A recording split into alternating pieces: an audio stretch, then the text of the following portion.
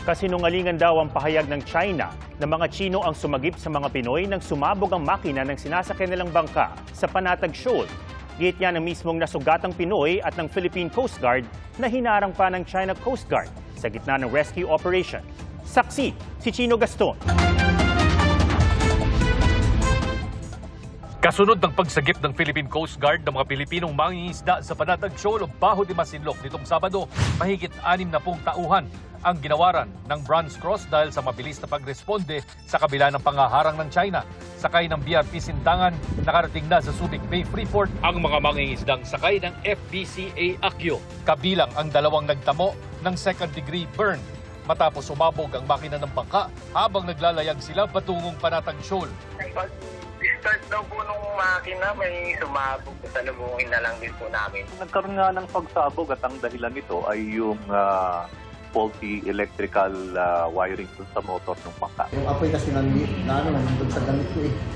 Kaya dun kumapit? Oo, kumapit. Nakadikit ko yung naswitch dito kasi sulong na. Kung bago ko tumalong, naramdaman ko na may tama na talaga ako. Taliwas sa sinabi ng China na ang mga Tsino ang nag-rescue sa mga Pilipino, kwento ng isa sa mga sugatan, isang bangka ng mga Pilipino ang sumaklolo at naghatid sa kanila sa BRP Sindangan. Noong time po nang nirescue kami dalawa, ng bangka na JB3, then yun ang malapit sa location namin. Dinala kami doon sa Philippine Coast Guard. Sila na nag-rescue sa amin.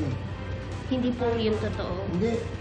Gawa-gawa ang nila yun. Ibig sabihin na umapit sila sa amin na tutulong. Hindi naman. Yun talagang ginagawa nila eh.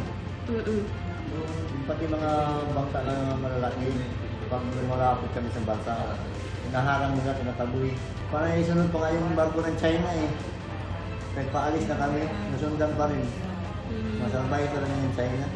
Ayon sa PCG, ilang beses pa umanong hinarang ng China Coast Guard ang BRP Sindangan bago nila marating ang 17 nautical miles mula Baho de Masinloc kung saan naroon ang mga sugatang mangingisda. We were subjected to different dangerous maneuver and blocking ng Chinese Coast Guard and the Chinese Maritime Militia. We were still subjected to harassment of the other Chinese Coast Guard vessels. Nang makuha na ng PCG ang mga sugatan, sakalang nagbaba ang China ng rubber boat at lumapit sa bangkang papalubog na noon. Yung video na nirelease nila, na nagbato pa daw sila ng life ring. Kumbaga, these are just propaganda footages, no? To show the world they really cared about Filipino fishermen and for humanitarian cause. Naidulog natin sa Chinese Embassy ang mga pahayag na ito ng PCG at mga mangingisda pero wala pa silang ibinibigay na sagot. Ayon sa isa sa mga sugatang mangingisda, sa sarili nilang karanasan, hindi pa rin sila malayang makapangisda sa Panatag Shoal. Kahit yung gabi nga eh, pagpunta pa lang kami sa balsa namin, sumusunod na sa amin eh.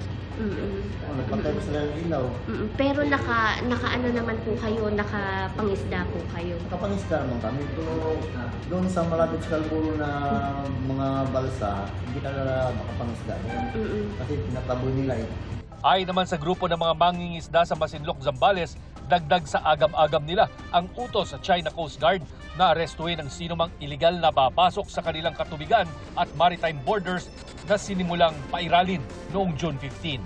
Mamaya, dinala kami sa China, hindi namin alam kung sa China o kung saan. Mamaya, bigla lang kaming itapon dyan sa laot at wala kaming kalaban-laban kasi mga bangka lang naman kaming maliliit. Tayo naman ay sinisikap natin na laging magpatrol, masustain yung patrol. Hindi sa lahat ng panahon na makikita mo yung Coast Guard doon sa area. Pero kung kukontak ka at masasagap namin yung signal kung magpapa-assist, nandun po ang Philippine Coast Guard. Para sa GMA Integrated News, Chino Gaston ang inyong saksi. Mga kapuso, sama-sama tayong maging saksi. Mag-subscribe sa GMA Integrated News sa YouTube at para sa mga kapuso abroad, samahan niyo kami sa GMA Pinoy TV at sa www.gmanews.tv.